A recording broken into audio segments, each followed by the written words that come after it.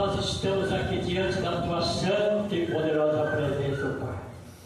Ainda, Senhor Deus amado, nesta noite, através da Sua santa e poderosa palavra, meu Deus, esteja, Senhor Deus amado, esteja, Senhor Deus poderoso Pai, falando conosco, meu Pai, falando como nós, realizando a Tua obra, meu Deus, conforme nós necessitamos de Ti cada vez mais, meu Pai.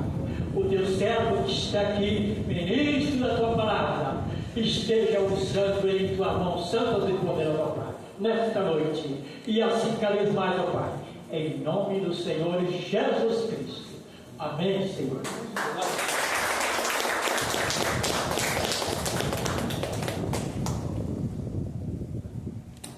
Glória a Deus. Glória a Deus. Diga glória a Deus. Glória a Deus. Você tem motivo, então você dá glória a Deus. Glória a Deus. Você não tem motivo, você dá glória a Deus assim mesmo. Tá? Vamos combinar assim. Não espere sentir para glorificar.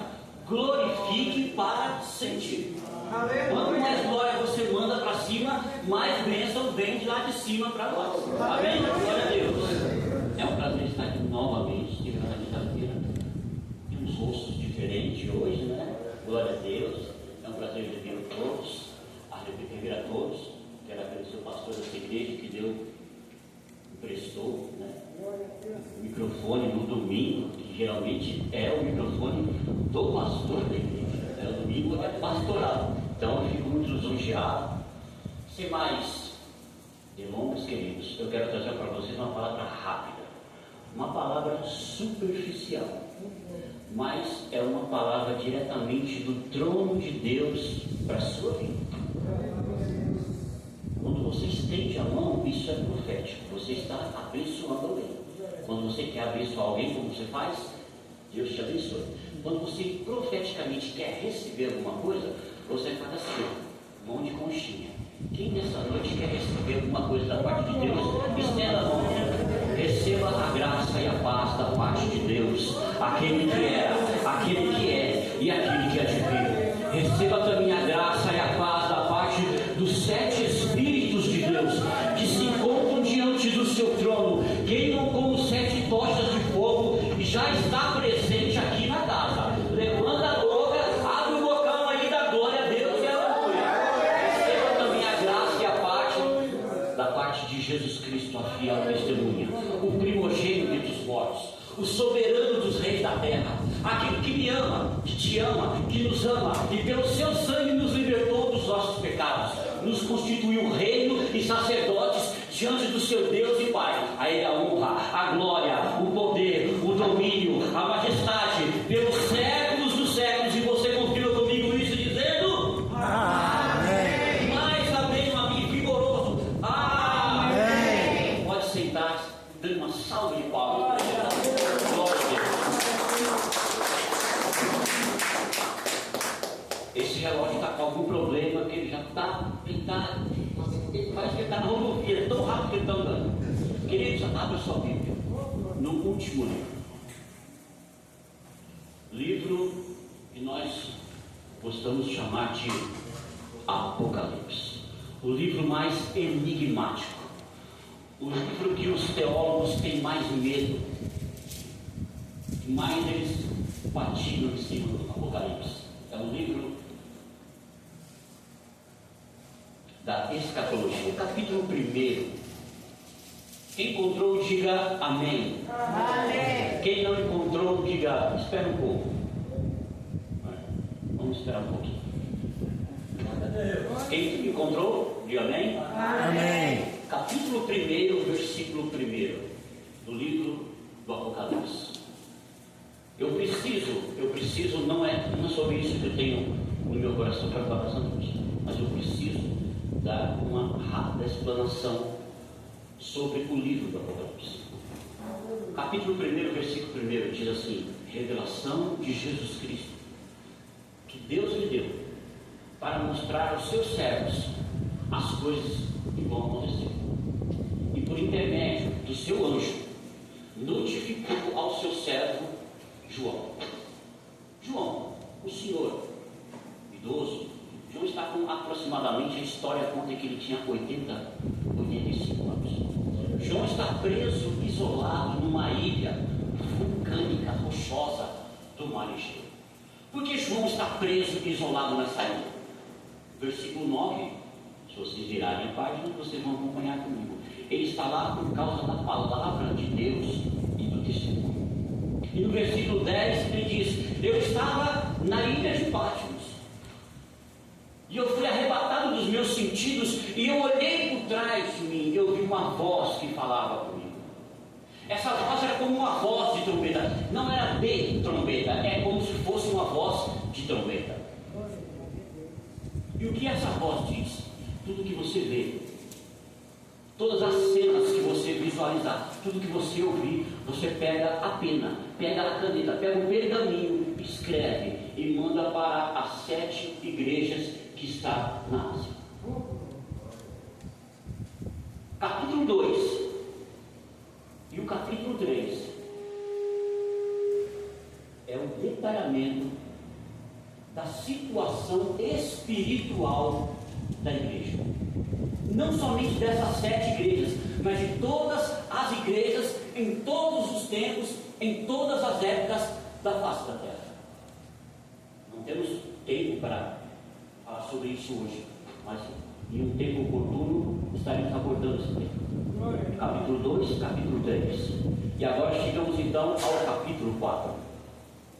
Vocês podem ler, por gentileza, o versículo 1 do capítulo 4, no 3. 1, 2, 3.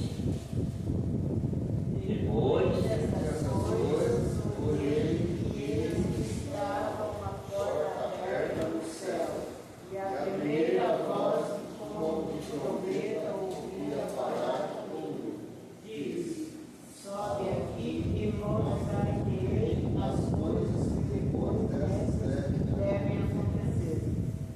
Versículo 1. Depois dessas coisas, que coisas? Depois de João ter visto o Cristo glorificado no capítulo 1, dele ter ouvido a voz falar com ele, de João ter ouvido e ter visto a visão das 7 igrejas, depois dessas coisas, a mesma voz apareceu para ele, como uma voz de trombeta. E ele disse: abriu-se uma porta no céu. E essa voz falou para ele: sobe, João. Sobe que eu vou te mostrar as coisas que vão acontecer depois dessas que eu te mostrei. Versículo 2. Imediatamente eu me achei em espírito, e eis armado no céu um trono, e alguém sentado no trono. A primeira coisa que João vê nesse versículo 2 é o céu. Diga, o céu. Isso não é profético quando eu peço para você repetir, mas é didático. Você grava isso nas tábuas do seu coração, você não esquece. Então quando eu peço para você repetir, é didático, você aprende e não esquece nunca mais. A primeira coisa que João vê é o céu. Diga, o céu. O céu. Qual é a primeira coisa que João vê? O céu. Qual é a segunda coisa que João vê? Um trono. Diga, um trono. A primeira coisa é um céu. A segunda coisa é um trono. E a terceira coisa, ele vê o quê? Alguém sentado no trono. A primeira coisa que João vê é o céu, mas é um céu espiritual, um céu natural, um céu carnal. Que céu é esse? Seria o céu onde estão as nuvens atmosféricas? Provavelmente não, porque as nuvens estão a 12 quilômetros de altitude. Seria o céu onde está o ônibus espacial? Provavelmente não, porque ele está a 400 quilômetros de altitude. Seria por acaso o céu onde está o telescópio Hubble? Não, provavelmente não, porque o telescópio está a 600 quilômetros de altitude. Eu não tenho tempo para te dizer, não tenho tempo para te explicar, mas acredite em mim. João não foi arrebatado até o céu. Ele não sabia, não tinha o Google, não tinha o Facebook, não tinha internet, não tinha o YouTube, mas acredite em mim, João foi arrebatado a aproximadamente 40 mil quilômetros de altitude. João, quando ele abre os olhos, ele está sendo arrebatado, ele está sentindo, o corpo não está saindo dele, os seus sentidos estão sendo arrebatados, e ele vai até o centro do universo. Quando ele chega no centro do universo, ele diz: aqui tem um trono, e tem alguém sentado nesse trono. O que eu aprendo com isso? Aliás, sobre o universo, o senhor sabia que o universo foi criado? Se você pesquisar hoje no Google, chegar em casa e pesquisar o universo, os cientistas hoje reconhecem que o universo foi criado. Ele teve uma causa. Ele não é infinito, ele é finito. Se ele é finito, alguém criou ele. Se ele foi criado, alguém criou ele. A pergunta é: o universo foi criado, irmão? Sim ou não? Sim. Se ele foi criado, o que existia antes? Se alguma coisa foi criada, antes dela ser criada, o que existia antes dessa criação? O universo, se ele foi criado, o que existia antes? O que existia antes, irmãos? Nada. Se uma coisa está aqui, o que é isso aqui? É o nada. O que existia aqui? Nada. A partir disso foi criado o universo. Sim ou não?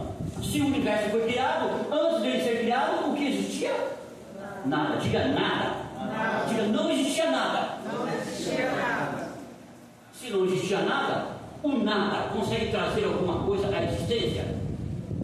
Não. Por quê? Porque é nada. O que é o nada, irmão? É coisa nenhuma, no vazio. Sim ou não?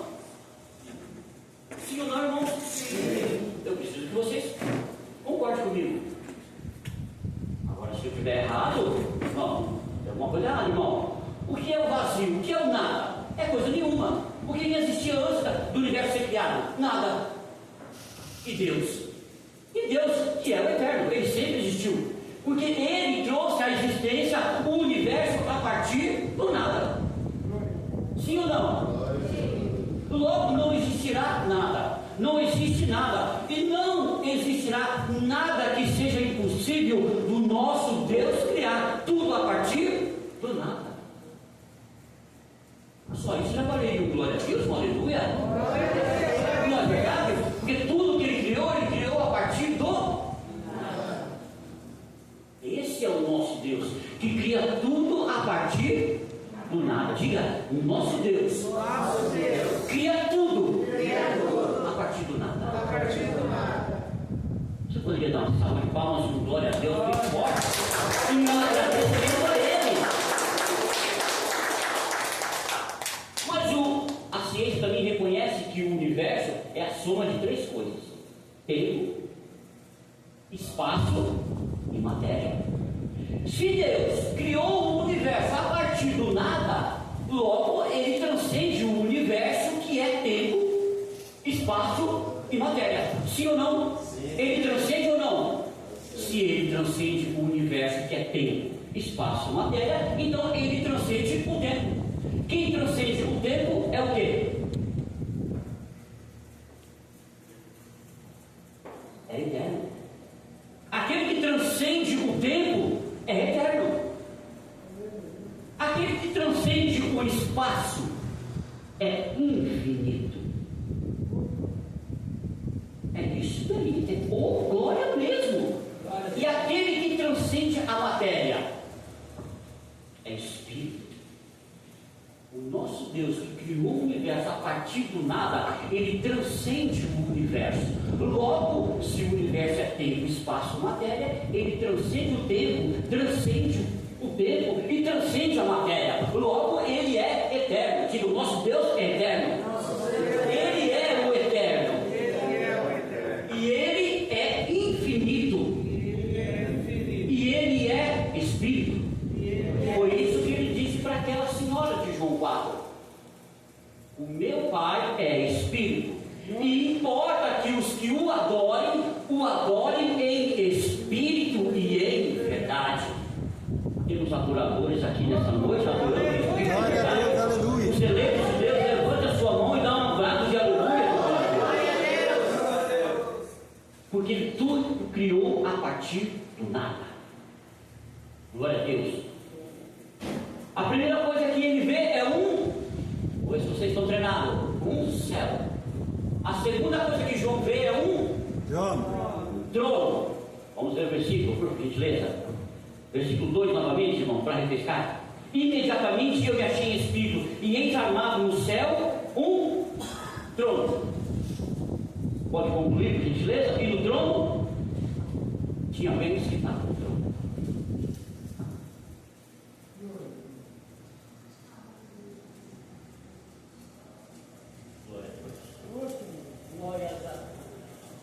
João chega ao centro do universo. Quando ele abre os olhos, arrebatado dos seus sentidos, ele vê que tem um trono. E o que significa João ter visto um trono no centro do universo?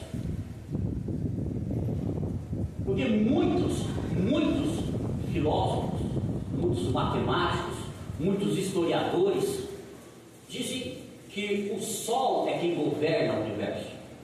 O universo é heliocêntrico, é o Sol que rege, é o Sol que está no centro, tudo orbita em volta do Sol. Outros dizem que é geocêntrico, que é a Terra que está no centro da Terra, do universo, e tudo orbita a Terra. Logo, a Terra é o centro do universo. Mas não é o que João vê. João chega lá e ele vê que existe um trono. Existe um trono que governa. O trono que está lá governa tudo.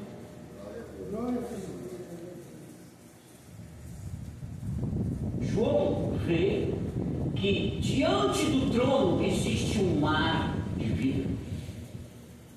João vê que existe um arco-íris na cor esmeralda. Se você ler depois o capítulo 4 em casa, você vai ver que existe um arco-íris esmeralda ao redor do trono.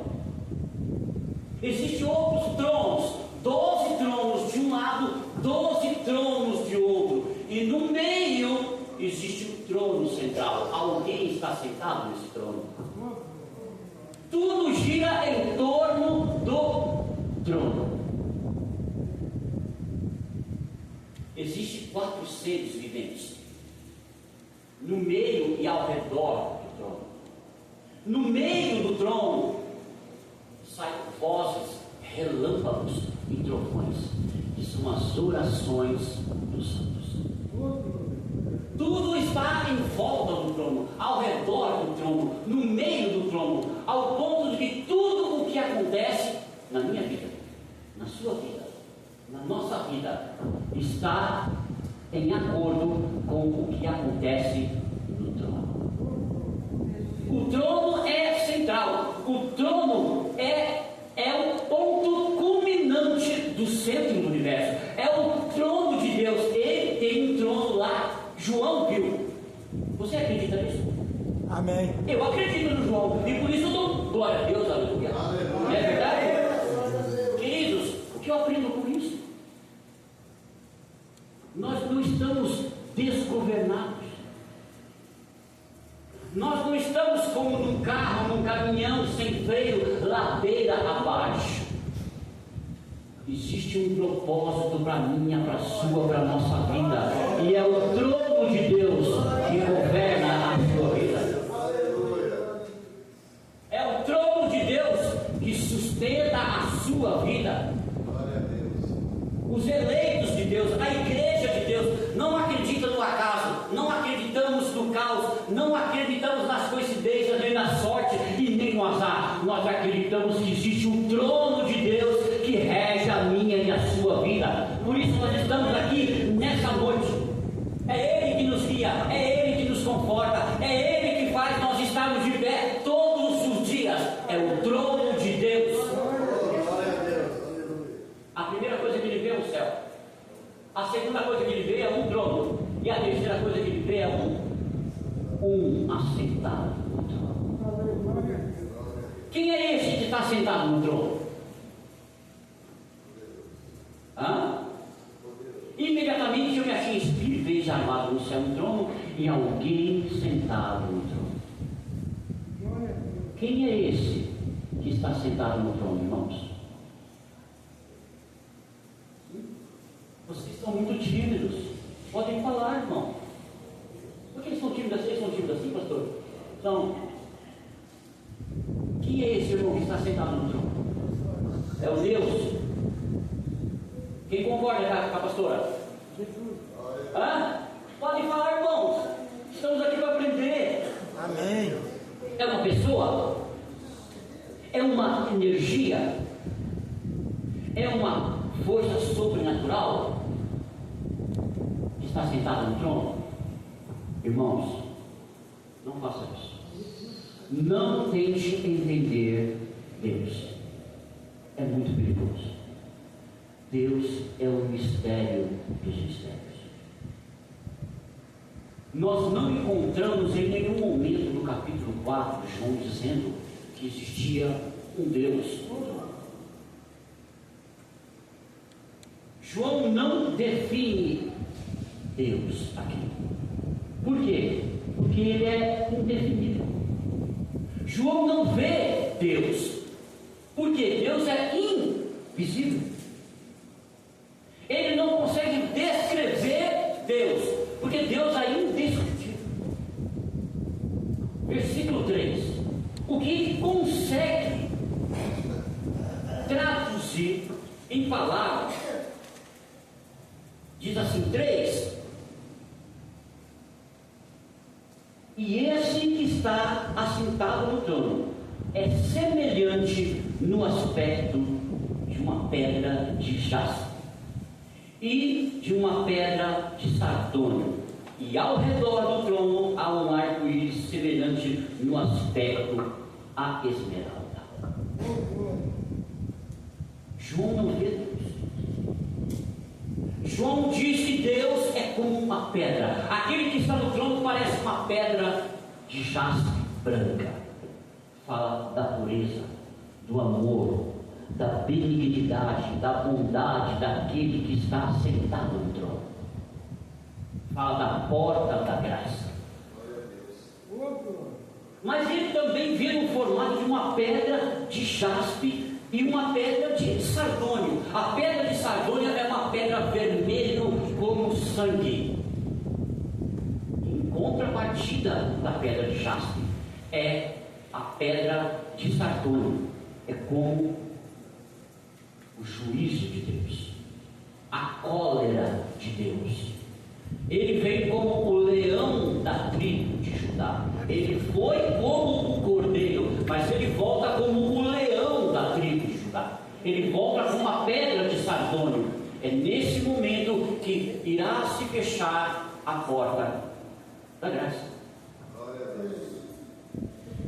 João não vê Deus, mas eu pergunto, quem é Deus? Quem é Deus? É Espírito. O que ele criou?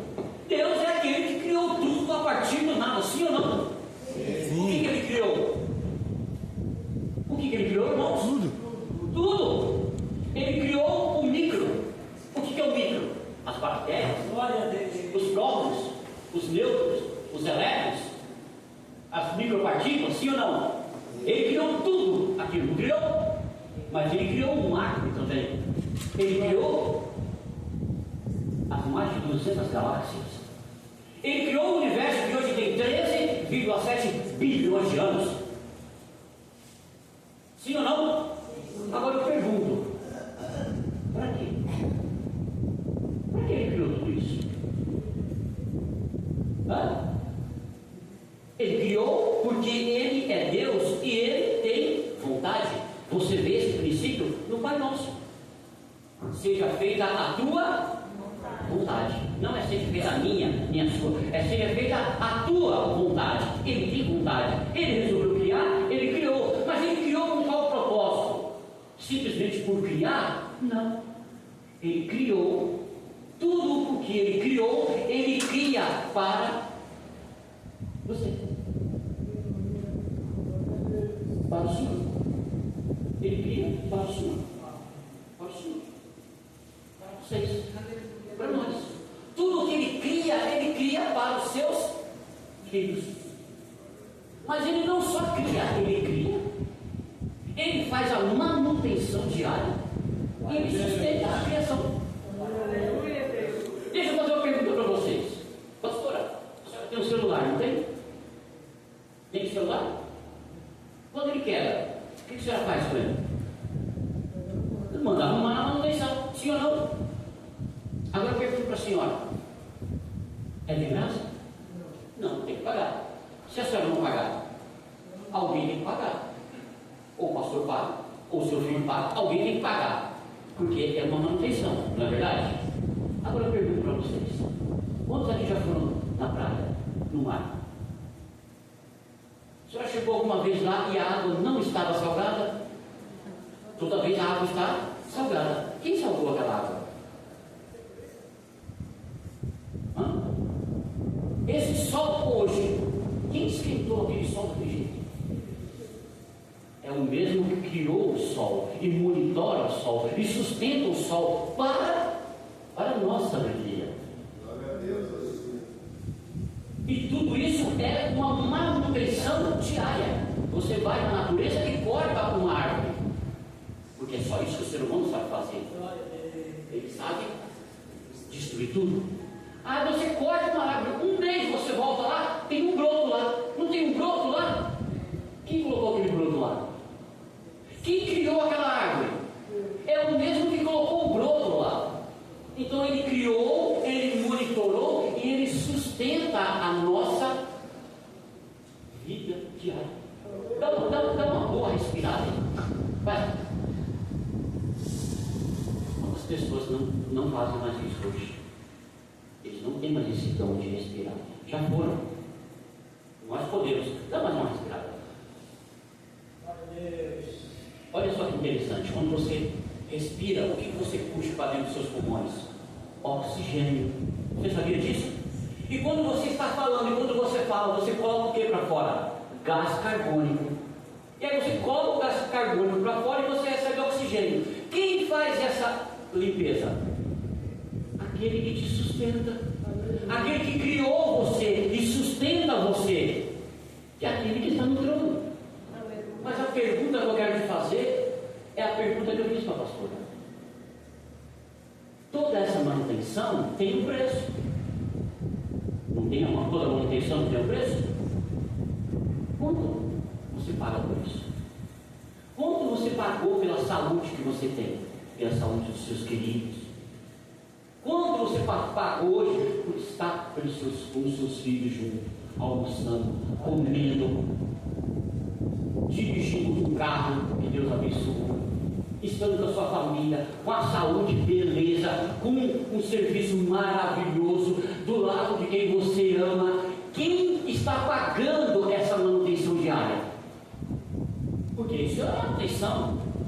Quanto você pagou para estar aqui hoje à noite? Para você respirar esse oxigênio maravilhoso, esse sol maravilhoso aí, e depois tomar uma coquinha gelada, né? Quem pagou isso? A sua saúde, a saúde dos seus queridos. Quem paga isso, irmãos? Já está pago. Já está pago. Quando você precisa fazer a manutenção lá na assistência, alguém tem que pagar. Mas aqui já está pago. A cruz já pagou o preço.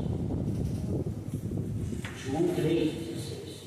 Porque Deus, o Eterno, o que mora no trono, Ele amou esse mundo de uma tal maneira que Ele deu o seu Filho para morrer.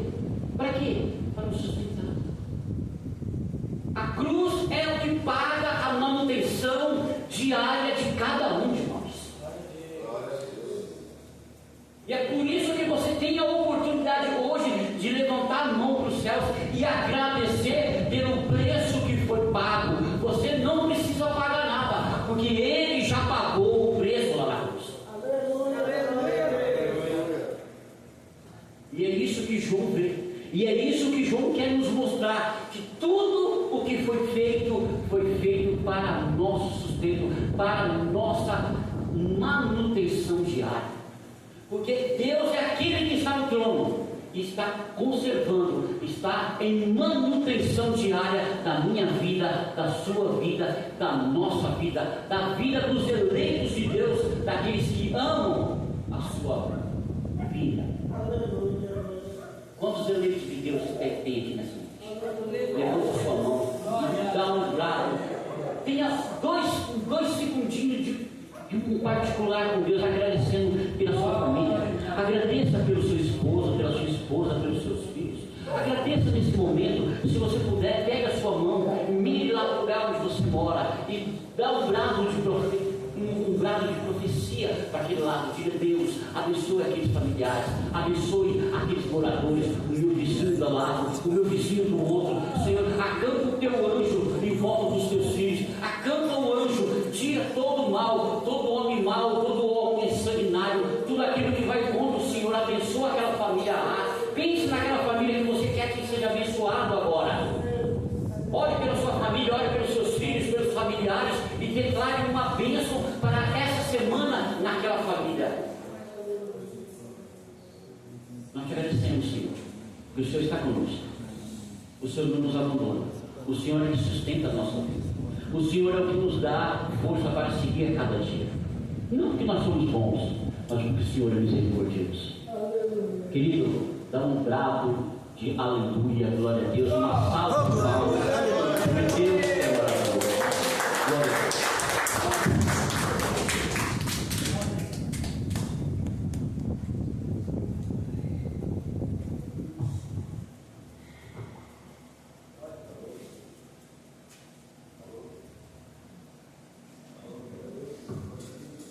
Alô, glória a Deus. Agradecemos ao nosso amigo, nosso irmão, evangelista em Apocalipse, Felipe, mais de 1000 horas de leitura dedicada à obra. Hoje temos o privilégio de tê-lo aqui conosco. Para nós, uma alegria. O tempo foi bem curto. É que domingo é um dia do culto das famílias e a gente gosta de dar oportunidade para todo mundo, né? Para ser uma noite feliz, mas o Senhor preencheu com a chave de ouro. A palavra foi maravilhosa, né? Como fala em Apocalipse 1:17. O Senhor Jesus continuou falando: sou aquele que vive, estive morto, mas agora estou vivo para todo sempre, e tenho as chaves da morte e do Hades. Ele é o vivo, ele não apenas está vivo, ele é o vivo, ele é a própria vida. Você percebe? Ele venceu a cruz, desceu a morte, triunfou sobre Hades e hoje tem as chaves da eternidade, as chaves do que lhe assusta, as chaves do que você perdeu. Jesus o salvou. Seu Pai deu o único filho para que desse para a gente perdoar. E através dele nós estamos na presença do Pai. Amém? Vamos fazer o encerramento, irmãos. Vamos pôr de pé. Agradeço a visita de todo mundo. Lembrando que na próxima quinta-feira é o culto das varoas, né? Das mulheres. E nós vamos fazer um culto unificado. Nós fizemos uma mudança, conversei com as missionárias, né? Nós vamos trazer no culto delas um pregador novo. Já está convidado o pastor Pedro. E no culto dos varões, nós vamos trazer um pregador da mulher. Glória a Deus. Depois nós vamos usar. Então, próxima quinta-feira, o culto das mulheres, né? Com a presença do pastor José Pereira trazendo a palavra.